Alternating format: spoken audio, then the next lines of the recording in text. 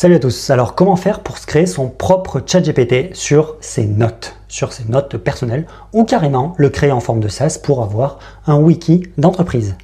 C'est la question que je me suis posée et que j'ai essayé de résoudre avec l'aide de Cursor pour créer mon petit ChatGPT perso, comme vous voyez à l'écran, qui me permet d'uploader tous mes documents et ensuite de pouvoir discuter avec. La version numéro 2 de ce produit est un SaaS, mais ça, on le verra dans la vidéo. Tout de suite, allons sur mon écran pour voir comment j'ai fait. Donc voici sur mon écran, comme vous voyez, l'interface elle est quand même assez simpliste, mais c'est pour un petit POC pour voir si ça pouvait marcher. J'ai fait une application en Next.js, comme on peut voir en bas de l'écran, qui possède deux pages. Cette page pour discuter et cette page qui s'appelle File pour uploader des fichiers.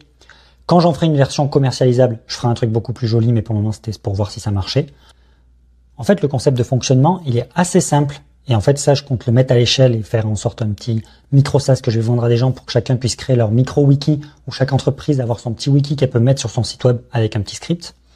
L'idée est simple. La personne upload tous ses documents ou se connecte à son Notion ou se connecte à son Google Drive ou d'autres outils au fur et à mesure du besoin qui seront rajoutés. On va récupérer toutes les données, on les vectorise grâce à l'API d'OpenAI qui permet d'embedder les fichiers. Donc en fait, la personne upload les fichiers, ça part dans l'API d'Embedded qui, elle, les transforme en vecteurs. Ça repart dans l'app et une fois que c'est vectorisé, ça va se stocker dans Supabase. La base de données Supabase ressemble à ça. Donc document avec un ID, le contenu, la version embedded, le nom du fichier, le chunk, l'index et ainsi de suite. Si on veut avoir une idée de la base, elle ressemble à ça. Donc on va changer de données. Là, j'ai à peu près 6000 records. 6000 records, il faut savoir que c'est 4000 fichiers à peu près, 4000 fichiers Markdown. Et ça coûte pas bien cher, ça m'a coûté une vingtaine de centimes passer par cette API-là. Donc une fois que ça c'est fait, je me retrouve dans mon chat avec lequel je peux discuter. Donc là, l'interface de chat est très simpliste, je l'améliorerai au fur et à mesure du temps. Et l'interface de chat fonctionne comment? Elle fonctionne de la même manière. Donc nous avons l'app, on discute avec le chat. Donc on va se servir du modèle embedded avec la query. Donc on va vectoriser la query, on va aller vérifier s'il y a des trucs qui matchent par rapport aux données que j'ai déjà stockées. On cherche dans la database des données qui matchent, donc on fait comme ça, ça revient. Ensuite, ça va chercher dans la database des données qui matchent. J'ai décidé de prendre 5 données qui matchent le plus dans tout ce que j'ai vectorisé. Et de là, je vais dans le chat. Je repars sur le chat completion, parce que en fait, ce que j'appelle chat là, c'est mon back-end en fait. Je repars dans le chat completion. Il fait sa tambouille avec GPT-4o aujourd'hui et il me retourne la réponse. Voilà le fonctionnement. Donc en gros, version client, j'upload mes fichiers et je peux discuter avec. Version un peu plus tech, ça explique les deux pages à quoi elles fonctionnent. Si vous avez des questions, n'hésitez pas à les mettre en commentaire, je pourrais expliquer comment j'ai fait un peu plus en détail. Maintenant, on va essayer de voir comment ça marche. Donc, nous voilà dans Cursor, c'est rien de bien compliqué. C'est une application Next.js avec ChatCN pour lui et deux pages, la page générale qui est la page de chat et la page fichier qui est la page qui me permet d'uploader des fichiers. Très très simple, j'utilise ChatCN avec Tailwind CSS et ensuite c'est des fichiers qui font appel à qui se jouent côté client et qui font appel à des fonctions qui s'appellent process file par exemple, qui elles se trouvent côté action. Et côté action chez moi, c'est des actions qui sont côté serveur en Next.js. Si vous savez pas comment marche Next.js, je vous mettrai un petit qui envoie sur des vidéos qui explique les bases de comment fonctionne Next.js, mais c'est pas le sujet de la vidéo. Donc là on a le serveur, on split le chunk, on génère le content hash et ainsi de suite, et ensuite on va changer en fichier. Tout ça, c'est exécuté côté serveur. Avec mon petit script, le modèle et ainsi de suite. Bien sûr, j'ai mes variables d'environnement.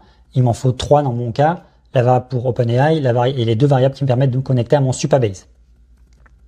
Ça, c'est la manière basique de comment fonctionne le fichier. Mais sauf que je l'ai pas écrit. Je me suis servi, bien évidemment, de l'agent de Cursor et je lui ai donné étape par étape les choses que je voulais faire. Comment générer un fichier, un projet Next.js, ajouter ChatCN pour la librairie de composants. Ensuite, il ajoute Tailwind forcément avec la ChatCN. Ensuite, je lui ai dit que je voulais une interface de chat pour pouvoir discuter avec un modèle d'OpenAI. Donc, il m'a fait OK. Je lui ai dit, oublie pas d'ajouter, bien évidemment, la librairie OpenAI qu'il a ajoutée ici. Et ensuite, je lui ai dit que je voudrais une page où j'upload les fichiers, que je puisse faire en drag and drop. Que je puisse faire en drag and drop des fichiers Markdown.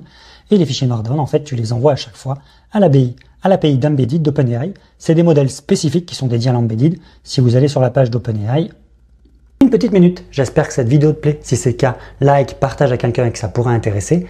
Si tu souhaites ajouter des choses, la section commentaires est là pour ça. Tout de suite, retour à la vidéo pour voir la suite. Donc on va sur la plateforme .openai/doc/models. Et là, on a tous les modèles. Il l'a refait il n'y a pas longtemps, donc c'est bien parce qu'avant, elle était un peu plus mal faite. Donc là, on a les 3 modèles qui résonnent. Les modèles de base, GPT-4o, GPT-4 Audio, Preview. Les modèles simplistes, au mini, ainsi de suite. Pour mon cas d'usage en RAG, je vous conseille de pas trop utiliser GPT-4 au mini. Il a tendance des fois à pas trop suivre les directives du système prompt et à un peu inventer des choses. Là où GPT-4o, pour le coup, le fait beaucoup mieux. Dans mon cas d'usage, bien évidemment, ça c'est les anciens modèles mais qu'on n'utilise plus, ça c'est les modèles de génération d'images, ça c'est les modèles qui permettent de convertir de l'audio en texte et vice versa, ou c'est celui-là, bref, on s'en fout. Et les modèles d'embedded, c'est ceux-là, ADA02, texte embedded 3 small et texte embedded 3 large. Ils font tous le taf. Le tout c'est d'en choisir un, certains sont plus chers que d'autres, tout simplement. Tu vois là c'est 1 centime, et je crois que le large il est un peu plus cher mais il marche mieux. Mais c'est 13 centimes. Donc voilà, en fait, tu utilises un modèle d'embedded, il va faire sa discussion, après il va le stocker dans la base de données Supabase comme on a vu, et ensuite, tout simplement, j'ai ma page, j'ai mon petit layout. L'application est assez simple.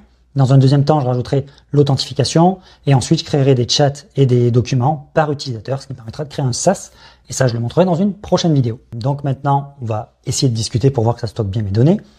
Je vais vous prendre un exemple tout bête. En fait, je stocke mes données dans Notion, et j'ai lu il y a pas longtemps un livre qui s'appelle Glucose Révolution. Donc je lui pose une question, peux-tu me ressortir les notes que j'ai prises sur le livre Glucose Révolution? Il fait ça, là ensuite il fait tout, je lui pose la question pardon, ensuite il fait toute la tambouille comme je vous ai dit. Il va embedder de la query, il va la récupérer, ensuite il va chercher cette image dans Supabase avec les vectors et envoyer le tout à la chat completion. Et voilà, il a déjà répondu, donc les notes que j'ai prises sur le livre Glucose Révolution sont les régimes qui fonctionnent, mémoriser les glucides, il n'y a pas de glucose qui compte, 70 grammes au réveil, un pic pour éviter pas plus de 30 éclissons maximum du pic, et ainsi de suite. Et ensuite, si je clique, ça m'envoie sur ma note dans Notion. C'est tout un lien que j'ai fait, et ainsi de suite. Donc voilà comment on peut discuter avec les notes. Je vais pas vous donner d'autres trucs parce que c'est des notes perso et je vais pas aller plus loin que ça. Mais l'idée est là. Dans les prochaines vidéos, j'améliorerai l'UI et je montrerai étape par étape comment je fais pour le transformer en SaaS, en application à vendre à des utilisateurs. Pour moi, les utilisateurs que je vais viser en premier temps sont les freelances qui ont pas mal de notes prises à droite à gauche et qui galèrent un peu à les retrouver pour pouvoir discuter avec. Et une deuxième catégorie de personnes, et ça j'ai déjà des connaissances qui m'ont montré que c'était vraiment un vrai besoin. Les entreprises RH ont des énormes wikis qui sont sur Notion ou autres et aimeraient bien avoir un petit bot pour discuter avec et simplifier le fait qu'il y ait des questions récurrentes que leur posent les employés pour pouvoir répondre directement grâce à un bot qui va piocher dans leur wiki. Donc voilà les 2 focus sur lesquels je vais mettre pour ce petit outil. Dans la prochaine vidéo, on verra l'étape d'après. Si tu as des questions sur comment j'ai fait, si tu souhaites aller un peu plus loin, la section commentaires est là pour ça. J'espère que cette vidéo t'a plu. Comme tu vois, c'est pas très compliqué. Si tu souhaites aller un peu plus loin et pouvoir créer toi-même tes propres SaaS avec l'aide de Cursor, même si tu ne sais pas développer, premier lien en description, tu auras une liste qui va te permettre de pouvoir commencer de A à Z et faire quasiment la même chose que j'ai fait sans te prendre la tête. Et sur ce, tchuss tout le monde!